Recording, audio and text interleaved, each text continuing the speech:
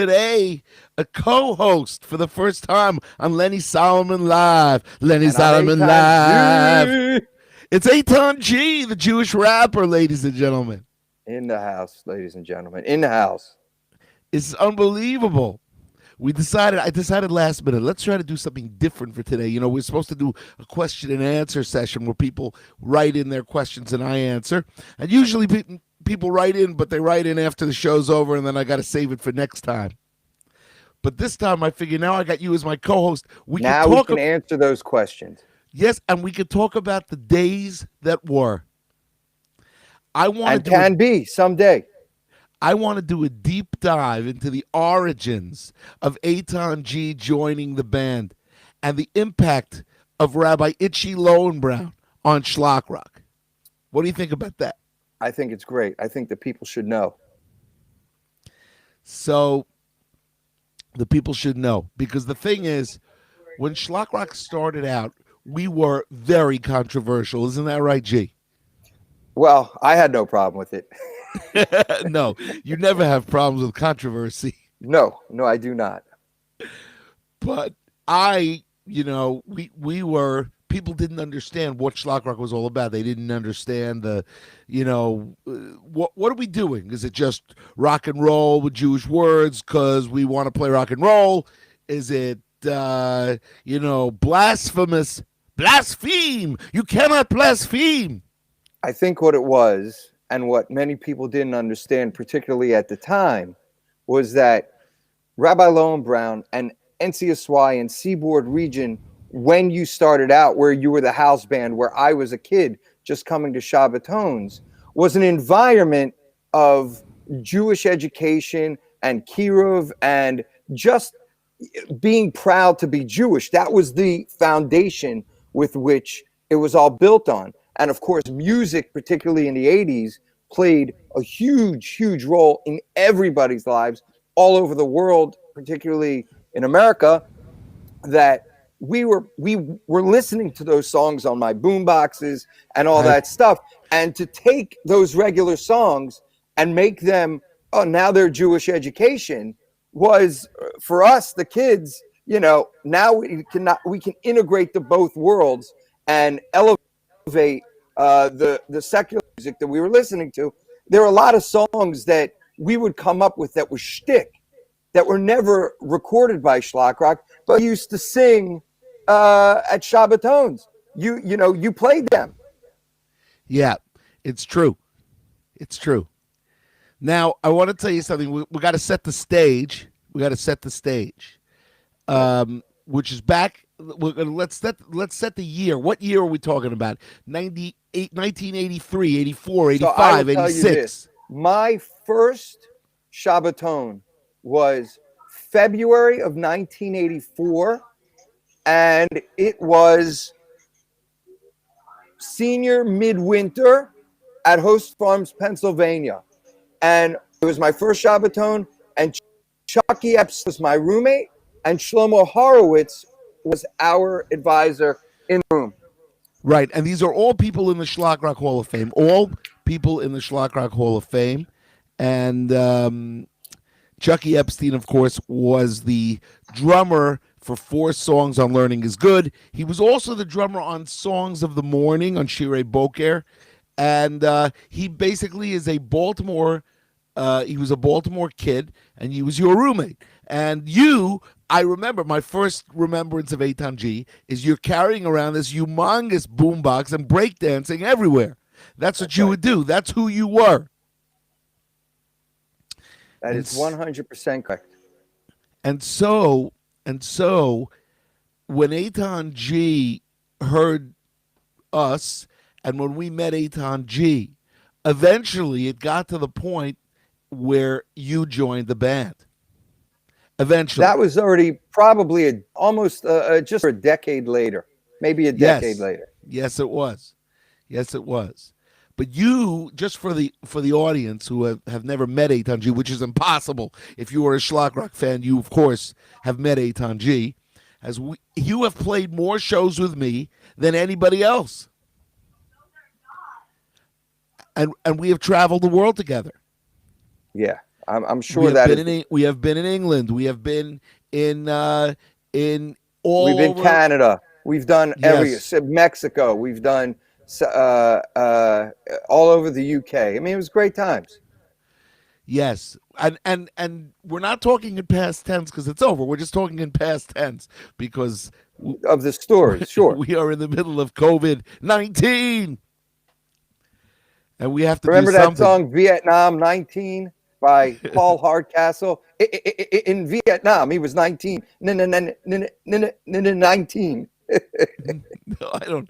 I actually don't know that song. Believe it or not. Oh, great song. Anyway, so Rabbi Lowenbrand, getting back to Rabbi Lowenbrand, he was the one that understood the power of schlock rock. He was the one that understood that this music had a place at his region in NCSY and Seaboard region. He was the one that understood that you could use rock and roll, put Jewish words to it, and have a great positive impact to Jewish kids everywhere. Absolutely. It was an unbelievable thing. And what was amazing was I got it from both sides. I got it, what I saw I saw what Chucky got and what Shlomo when he would go to the stage. And Chucky at the time, when I first met him, was a guitar player. Right. He was playing He guitar. didn't play the drums at that point. Nope. He only picked it up a short time later. Chucky and I, after that Shabbaton, became best friends for life to this day. And we still rip on each other just as we did our very first day of meeting. He tells the story of how when he first met me on the bus that was going to the Shabbaton, how I had my denim jacket on, rock and roll. I had a boom box, and I was playing Def Leppard's Pyromania album. It was a great album. I didn't know that. Yeah. Oh, yeah. And everybody was getting off the bus, but it was taking long for everybody to get off the bus. Can you get off the bus? So what do? Because I'm about getting the job done. You jump out the window. That's exactly what I did. I slid the window open, and I went right through the window, and that was it. And Chucky tells to this day that he was scared of me. And you were his roommate. And then we go in to get our cards from the table, and I walk in, and he's... But I saw how the bands were, loading in, the loading out, the hang afterwards while everybody's going off to sessions. The band guys got to hang out. They got to eat first or eat later, but it was their own little group. And I loved that dynamic. And that was something, I got into just by schlepping drums or carrying the equipment. Hey, Lenny, can I carry your amp? That kind of stuff. I enjoyed being around that. And so for me as a 14-year-old kid, nobody knew that it was going to be a career or anything like that. I just like not having to do what everybody else did. Yep. And we got a comment here. How about Deal, New Jersey? Well, we've played Deal, New Jersey many, many times. The Syrian Jewish community in Deal. You can find all the tour dates on JewishRapper.com and SchlockRock.com. That's right. On SchlockRock.com, we have a discography, which is every album ever released, and every show that we've done since 1987. So the first show was in September of 87, and Schlock Rock became a living, or it became my career, my full-time career, already January 88, where we did 100 shows a year for 8 years. Now, Eitan G joins the band sometime in 92, I believe it was, 92, 93. Well, it depends how you define joining the band. Well, I'm going to say that road trip that we did to San Antonio, Las Vegas, and Dallas. Was that it? Was that? I think you're freezing. You might have frozen, G. Are you frozen? I think you might want to exit and come back, and I'll put you back on. Yep. I think you're frozen.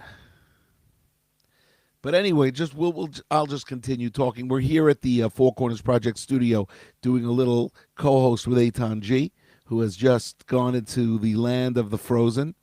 Eitan G, of course, the Jewish rapper, and he's released 2 albums, one called South Side of the Synagogue and the other one called Foundation. You can go to JewishRapper.com and you can see it all. And Is oh, I hear you now. You're back. You're back, Eitan G. You froze. Yeah. Are you there? No, you're still freezing. I think you should exit and come back. I think you should exit and come back. And I'll put you back on. Give that a shot. Same link. you hear me? No, you're back now, but you're going in and out. Can you hear me? You're going in and out. You're freezing a little bit. Interesting. Which I'm not really sure why. I don't know what's going on. Is it your internet connection? Is it your bandwidth or is it my bandwidth? I don't know. Can you hear me now? Yeah, I hear you now. But now you're freezing. Your pictures. My apologies. I don't know. I'll figure it out later. Well, the question is, will you continue to freeze? That's the question. Who knows? What? Freeze frame. So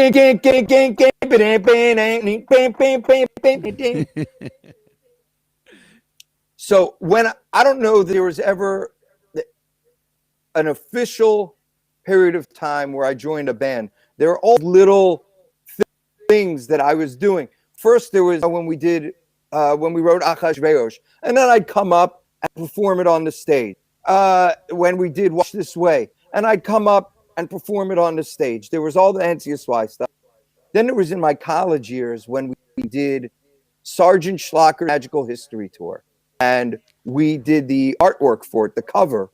That we did that, and you called me in, and we went into the studio. I was in New York. Then we shot, and then we recorded the song, and I did the beginning of it for you, if you remember. Right. Because whether I was ready or whether you felt I was ready to actually rap on anything it was just, let's get him on and see what he can do. Then, yeah. And then maybe a year or two later, I'm saying summer of 92, maybe, I'd finished college, and you had called me and said, listen, we need another rap song for this album. Bring back that Shabbos feeling. And I remember the discussion we had. I was sleeping on somebody's couch that summer or whenever it was. And you and I were talking on the phone, and we said, okay, what are we going to write about? And I said, well, we did Bless on it. We made the Kiddush. And then we Washed This Way, where we learned how to wash your hands. Right. I said, well, the next step was making the motzi. And if you remember, at the time, there was a song by Chris Cross called Jump. The Mac Daddy make you jump, jump. Chris Cross will make you jump, jump. And they had a thing in there that went, and there's the Miggy Mac Daddy, and the Miggy Mac Daddy, jump, jump. And so I said, why don't we do a song about making the motzi? Ooh, that's good.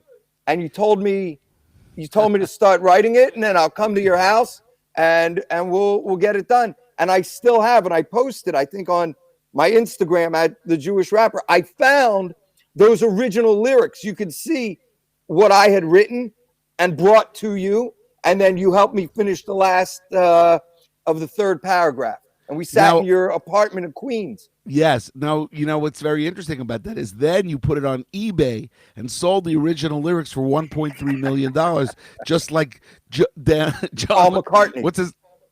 No, the guy who wrote American Pie. Dan McLean. Don McLean. He sold it for he wrote the original paper, which has his scratchings where he's changing lyrics. He sold it for $1.3 million. Wow. Now, I don't think we're going to be making a motzi for 1.3 mil. You never know. Do not be a sayer. I'm not saying nay. I'm not saying nay. Not saying nay. Wait, before we continue, we're halfway through our interview. I just want to let's do a little bit of a commercial here, because the thing is, we have gone through many evolutions through the years. Of course, we had Schlock Rock has released 39 albums, and because of the change in the music industry, we became a not-for-profit organization called the Four Corners Project. And here I am in Beit Shemesh, Israel, fourcornersproject.org, www.4cornersproject.org. Informal Jewish education through music and media. So important. Yes, we made it formal. Yes, it's a not-for-profit organization, but it's very, very important. The world has changed. We have to keep putting out content. We got to keep putting out albums, music videos, webisodes. These shows, they got to keep happening. So, Eitan G, tell the people out there that they should be making a donation for the 40. We've already had over 42,000 people watch these shows. So tell the people out there that they should make a small donation for the year. $42,000 available. Is that what you're telling me? 42,000 people watching? You say you had 42,000 people watching, so we should have $42,000 available, at least. Correct? Oh, at least. Yes. Right. At least. But we must continue the goal of Jewish education, Jewish unity, and Jewish continuity, especially now, where Jews are divided all around the world, separated all around the four corners of the world, and particularly in this climate where we really need to come together. Music bring the Jewish people together, but education of why we, the Jewish people, are supposed to be together. And that, Lenny, is what you're doing with the Four Project. It's an amazing thing. It's kind of like it's really what the message of Schlock has been for decades. Exactly. And when the time, in the old days, back in the day, as you like to say back in the day, back in the day, Schlock Rock would sell product, and that would enable us to make more product. But nowadays, it's a little bit of a different story because the world has changed, and people just really get their content. They get their songs on YouTube. They get their songs on Spotify. They get their songs streaming. Jewish music does not have the audience to keep going, and therefore we had to become this 501c3 fourcornersproject.org. All right, let's get back to our interview. Let's jump ahead. So we are in the studio, and you did Make It a Motzi. Make It a Motzi was the first time that you actually, Be Good, Be Cool, Be Jewish. You did some stuff on Be Good, Be Cool, Be Jewish. Yes, that was a speaking part. But the first rapping stuff was you had Make It a Motzi.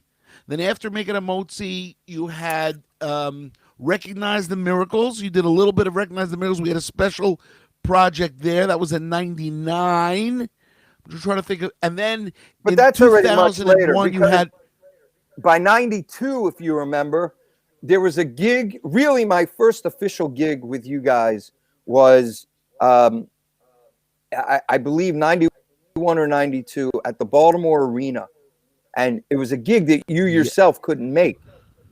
Great. I was in South Africa. I was in Johannesburg, and Gary Wallen fronted the band, and you were the rapper and the energy, if you will, the energy. I geared on 3 rap songs we had at the time. I believe it was Wash This Way, Yo Yo Yarmulke, and maybe Bless On It. I don't know. We'd have to. I don't think Making a Motzi was even out then at that point. Right. And that was my first gig in front of 15,000 people. And you can only imagine being a young, 19, 20, 21-year-old kid, being in front of, that many people is intoxicating. Yeah, it was. Listen, one of the greatest thrills of performing live in front of crowds of thousands of people. It's such a great thrill, and the people and the reaction and the energy that goes back and forth from the band to the audience and then back to the band. That's one of the things that has kept us going. I mean, it's just it's fabulous.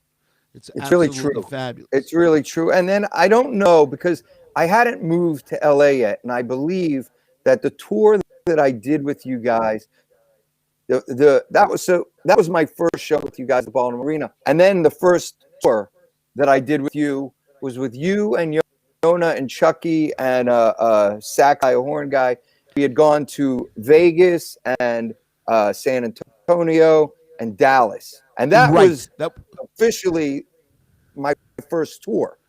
and then you started doing every tour with us. I mean, you did So, every but tour in with my us. life, on the side of that, so that tour may have been 93, maybe 94. I'd have to look at the website to see the dates, but I believe I had already moved to Los Angeles at that point. And that tour was great. It was great. And I wasn't on, if you remember, I wasn't on the whole show. You would just call me up. Hey, we have a Right. special guest here, That's right. Eitan G, and I'd come on and Right. we do it. And I just let Yes. loose. It was the first time that I got on top of a stack of speakers Which made and me that I very would let her. nervous. Very nervous. That's right. But hey, I was very nervous. I said, "Oh my Eitan God, G. the people are going to go crazy. I'm going to get complaints. I'm going to have to do damage control." The famous damage control schlock rock line is the opinions of Eitan G do not necessarily represent the opinions of schlock rock or the rest of the world. That's And what that made it usually, so great. uh, but anyway, at some point I realized that you should be on stage 24 So the you entire started time. flying me out. I had Yeah. I had opened up my restaurant in Palm Springs, and you Yes. started bringing me out on shows here and there to do with you. And a lot of the guys that were originally in the band were getting married, getting regular jobs, and that sort of thing. And I was still a lunatic, living life. And the you would start bringing me, and what it had evolved into was it was you and me, and then we would get musicians wherever we went. It's true. And that was what that was. Yeah, we spent lots of times together, including all night drives. Eitan specializes in all night drives, which was good for me because I am not a great night driver. We're not going to And say I am packing. not a great right. Oh, and loading the vehicle, loading and unloading the vehicle. Eitan specialized in that, And and tech. right, and doing the sound. So Yep. that was the role that you fit into. It was perfect, and we went everywhere. We went to Virginia. We went to Atlanta and to Been every state. Every yeah. Schlockrock has played all 50 U.S. states. All 50 U.S. states, and I remember you and I, we did our the 50th state, May 14th, 2014, Albuquerque, New Mexico. You remember that? I not only do I remember it, but if you remember, brought along with us as a rookie, Rabbi John Gross from Omaha at the time. Yes. Yes. So it might have been May 18th, actually. I don't remember. It was Lag BaOmer. It was Lag BaOmer. Tour dates. You If you know, look them all up, I have them all somebody organized. comments.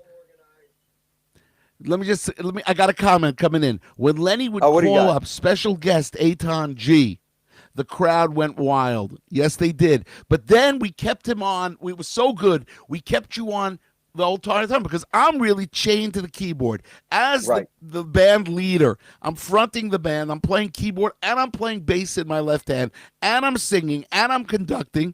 I need somebody to be the energy man. And that's the role that you fell into. But it was even more than that because the energy really got unleashed. I had to find places.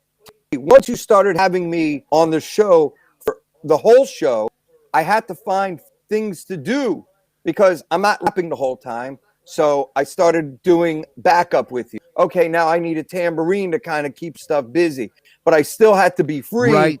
to dance and run Right. around on stage. So there had to be something for me to do in my mind for every single song, even if we did Rashi or Minion Man or something like that, and I would get the harmonica. Right. So I found little spots here and there for me to kind of plug into and just make the show or the song just a little bit more. And then, of course, when it was time to unleash the animal, you would say, let's do a rap. Boom! Let's get the party going. That's right. That's what we do. And also, you ran into the crowd.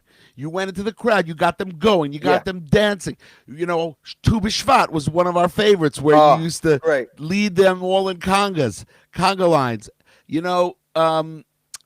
Anyway, let's keep going to 2000. We have around 3-4 minutes left, and then we're going to wrap it up. I just want to say, Then in 2001, you did She Cries Out. She Cries Out, which came out on the She Cries Out for Our Children, right? With Great song. That was the song that you had written everything, and just say, Eitan, come in and perform it. That's right. And I got to tell you something interesting about. Do you know that tonight, right now, here in Israel, the 11th of Cheshvan, is Rachel Imeinu's Yurtzeit? Love it. Amazing. And that's what we're here in this interview. And She Cries Out. I want to tell all the audience out there, if you have not heard Eitan G's albums, South Side of the Synagogue, Foundation, also the album J-Rap City, which is a compilation of all of the Schlock Rock raps, which have on it some bonus tracks of Eitan G. Also has on it 5 tracks, Redemption Time, Rhapsody for Jews, The Strings of Life, Tradition. We have stuff. It's really an amazing albums. These are amazing albums for those rap lovers, and everybody loves rap music nowadays. It's still going. I remember when it first came out, and we did Bless On It, Boogie in the Shul, the first one, and I can't believe it's still going, but it is. It's stronger than ever. It really is stronger than ever. It was great. I remember She Cries Out for Her Children, and I remember the discussion we had in the studio. There was different phrasing that you wanted, and there was this style that I was kind of going for as big at the time, and I was doing the 2 different styles. But the biggest sticking point that you and I had, which obviously I ceded to you because you're, of course, the boss, was the lyric that talks about Binyamin. I said, it's natural for me to say Binyamin. You said, no, nay. You must say Binyamin. right. That's what I did. That's what I ended up on it. But Lenny, it's Binyamin. No, for the album, for the song, Binyamin. Okay. Because I saw that we had to switch our mivtah. We had to switch our accent from Yeshivish Ashkenazis to Ivrit. We had to do that because that's the way the world was going. I kind of said, in the beginning, I always say we had Kesher. Kesher was mainstream. Schlock Rock, when we started out, we were on the same stage with Avraham Fried. We were on the same stage with Miami Boys Choir. But then, all of a sudden, everybody moved either to the left or to the right, and Schlock Rock stayed in the middle. But I saw that we had to go, and we had to make an Israeli. We had to do the miftah of the people that really followed us, because the more yeshivish people went to the right, and I'm not going to say they stopped listening to us, because they still listened to us. They just didn't admit it, But we had to cater to those people who needed to learn, and Binyamin they wouldn't relate to, but Binyamin we had a shot, and that's what I thought. So this is a point we could still debate. Yes. We could still debate it, but I'm going to say at this point we've done 29 minutes, believe it or not, and it always flies. Whenever me and Eitan G get on, we could talk for hours, but we still haven't there's so much to tell. There's decades of material. Yes, there is, and we have to talk about our all-night drives where were we fantastic. You is that remember now when or we for went, a different segment? That we'll save it for another segment, but I want to tell all the people out there, Thursday night I'm going live again, doing a little Schlock Rock show for you guys. Show number 40, I think it's number 44 or 45. I can't remember. Not really that important, but everybody out there, schlockrock.com, jewishrapper.com. Also Eitan G, just spend 30 seconds, tell us about Rock for Israel, about your That's my baby. And the reason I started that baby is because you and I have spent decades on the road, and I love the road, and I love Israel, and I love music and rock musicians. And all the years with my work with you and as a solo artist, I've met so many great, unbelievable musicians that play for some of the hugest bands in the world. And whenever we're hanging out, I would always, because I'm the token Orthodox Jew, they would always say, well, why don't you just give the land away or make peace and blah, blah. I said, one day, guys, I'm going to figure out how to get you guys to Israel so you can perform there, meet artists there, see the land, and see it for yourself and make your own informed decision. And that is what Rock for Israel is. I bring the bass player from this huge rock band and the drummer from that huge rock band and the guitar player from that huge rock band. and I put them together like a super group, bring them to Israel, let them see the land, meet the people, eat the food, and play music and meet others, so there can be a dialogue. You know what I mean? And people can get to know each Right, other. and I want That's you to what Rock for Israel tell the does. people, anybody who wants to sponsor a Rock for Israel or make a donation, all they got to do is get in touch with you. Tell them how to Easy. do that. Rock.org. Rockforisrael.org. Just There go we there. go. It's all Just like available. so that's right. So just like we have fourcornersproject.org, we have rockforisrael.org. Plenty of things for you guys to do. Keep informal Jewish music and informal everything, just great stuff for all of the people out there. Keep it going. Eitan G, I want to thank you for coming on today's show. My man. It was fun. Last minute, I decided let's see what let's try doing a co-host thing. I think it worked out great. And we will do it again maybe in a couple of weeks. We have to do part 2, segment 2 of Eitan G. And we're going to have the segment to be where your music and we talk about the different songs along the way.